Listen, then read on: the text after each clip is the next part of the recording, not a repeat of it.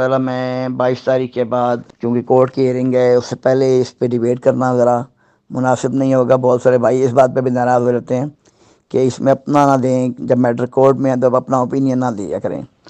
تو اس لیے تقریباً 22 تاریخ کو مجھے امید ہے اللہ تعالیٰ کے یہاں سے کہ کوئی نہ کوئی ڈیسیجن، کوئی نہ کوئی ڈائریکشن ان شاء اللہ کورٹ سے مل جائے گی جس پہ ہم کام کرنے لگیں گے۔ لیکن اتنا بتا دوں کہ فیز 2 کے ٹوٹل متاثرین کی بات پہلے کر لیتا ہوں، 1 کی اس کے بعد کرتا ہوں کہ گنجائش کتنی ہے اور اوور بکنگ کتنی ہے۔ مطلب گنجائش سے مراد ہے کہ جو ہم یہاں حل کر سکتے ہیں معاملات 1 میں، اور جو 2 میں حل ہو سکتے ہیں۔ جہاں تک 2 کی بات ہے، وہاں کے تمام لوگوں کی، ممبران کی جو بکنگ ہے نا، وہ 2005 کے درمیان کی گئی، اور 2005 سے 2013 کے درمیان میں لوگوں نے اپنی پیمنٹس ادا کی۔ آل ڈیوز کلیئر لوگوں کے 2005 سے 2013 کے بیچ میں وہ صرف انسٹالمنٹ کی بکنگ کے ذریعے ہی لوگوں کے پلاٹ سے وہاں پر جنہوں نے قسطوں میں پیمنٹیں کی اور اپنا پلاٹ لیا، اور یہ سائے 2005 سے لے کر 2013 کے بیچ میں ہی آتے ہیں۔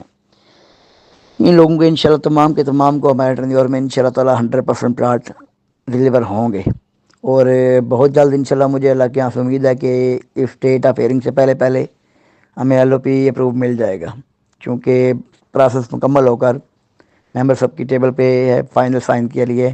وہ پچھلے 1.5-2 ماہ سے شاید مصروف ہیں ان کے CDA کے معاملے میں، جو کانفرنس کے سلسلے میں۔ تو مجھے اللہ کے یہاں سے امید ہے کہ اب اس میں کوئی رکاوٹ نہیں ہے، پروسیس مکمل ہو چکا ہے انشاءاللہ۔ وہ 21-22 تاریخ سے پہلے جو کورٹ کی ہیئرنگ ہے اس سے پہلے امید ہے انشاءاللہ تعالیٰ وہ ہو جائے گا۔ تو اس میں تقریباً اس LOP کے اندر 1000-1200 لوگ موجود ہیں، لیکن وہاں ہمارے پاس پلاٹ بنانے کی 3 سے 4000 پلاٹ بنانے کی گنجائش موجود ہے مزید۔ تو اس لیے وہاں فیز 2 کے فیکٹرز کی کوئی بھی ٹینشن کی ضرورت نہیں، نہ ہی پریشانی ہے، وہ انشاءاللہ تعالیٰ ہمارے ٹرنیور میں فیز 2 کا کوئی افیکٹ انشاءاللہ باقی نہیں ہوگا۔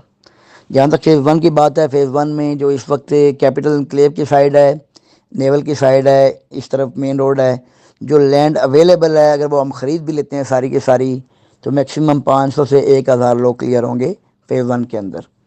باقی وہ کہیں نہ کہیں ایڈجسٹ ہونا ہے، ریفنڈ ہونا ہے، کینسل ہونا ہے، جو بھی ہے ترتیب بننی ہے، وہ ان کے پلاٹوں کی ترتیب میں ہے۔ کیونکہ ان 4000 کے اندر جو فیز 1 کے لاٹی ہیں ان میں سے زیادہ 1000 لوگ یہاں اکاموڈیٹ ہو سکتے ہیں۔ 500 کی ورکنگ ہم نے کر رکھی ہے، بہت دفعہ ہم نے کہا، اور کورٹ میں ہم نے اس کو لکھ کے بھی دیا ہوا کہ 500 پلاٹ جو ہی ہمارے کورٹ کے اور لیگل یہ میٹرز کلیئر ہوتے ہیں، یہ 500 پلاٹ انشاءاللہ فیز 1 میں ہینڈ اوور ہوں گے۔ تو فیز 1 کے 500 پلاٹ جو، اور ان 500 پلاٹوں کی تفصیل یہ بتا دوں کہ اس کی بکنگ کے طریقہ کار 4 طرح کے تھے۔ فیز 1 میں پلاٹ 4 طرح سے ایشو ہیں، فیز 2 میں صرف ایک ہی طرح سے بکنگ پہ پلاٹ ایشو ہیں۔ فیز 1 کے اندر معاملہ یہ آیا کہ یہاں پلاٹوں کی بکنگ 4 انداز میں ہوئی ہے۔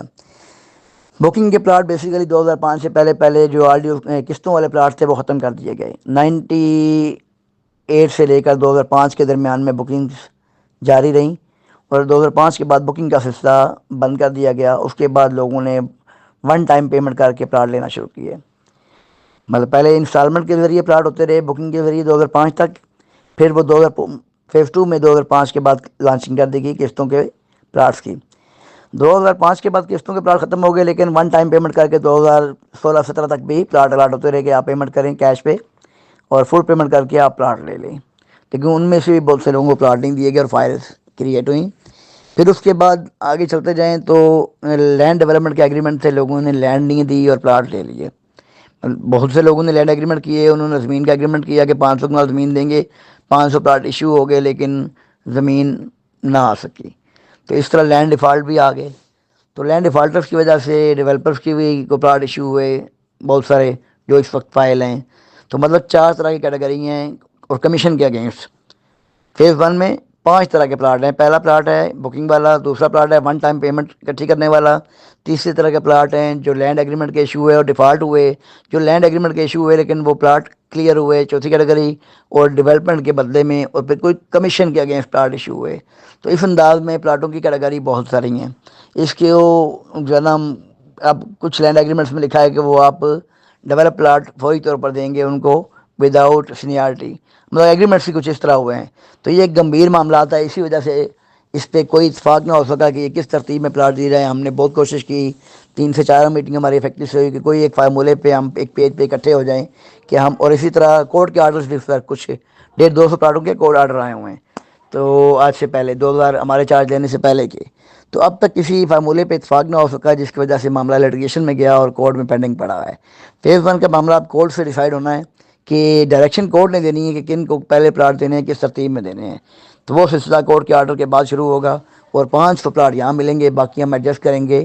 ہم الٹرنیٹ جگہ لے چکے ہیں، وہاں اپروول ملنے کے بعد ہم کام شروع کریں گے اور باقی لوگ وہاں ایڈجسٹ کریں گے۔ تو بس کبھی کبھی اتنا ڈسکس کر دکھ اس بات کا ہوتا ہے کہ ہم نے ان لائبلٹیز کو وعدہ کر کے ضرور میدان میں آئے کہ ہم یہ تمام لائبلٹیز جو فائل ہولڈرز ہیں، رہائشیوں کے مسائل ہیں، جو کاروباری افراد کے مسائل ہیں، ان تمام کو ہم ریلیف دینے کی کوشش کریں گے۔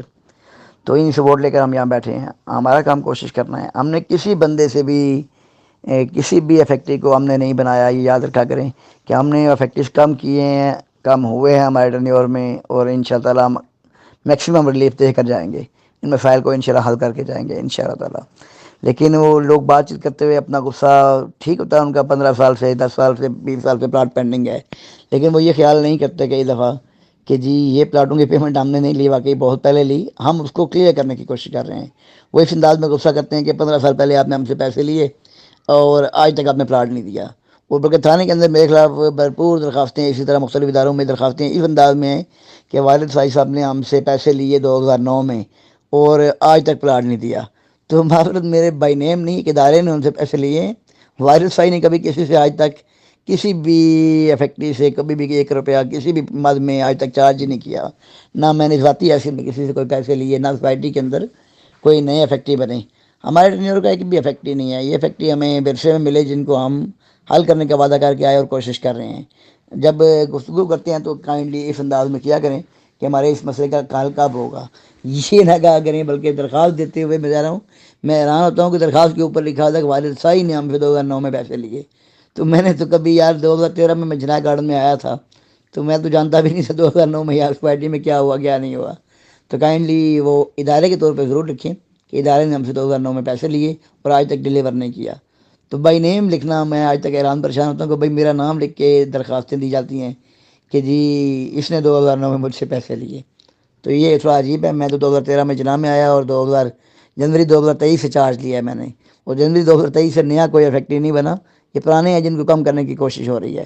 تو کوئی بات بری لگے تو معذرت بھی۔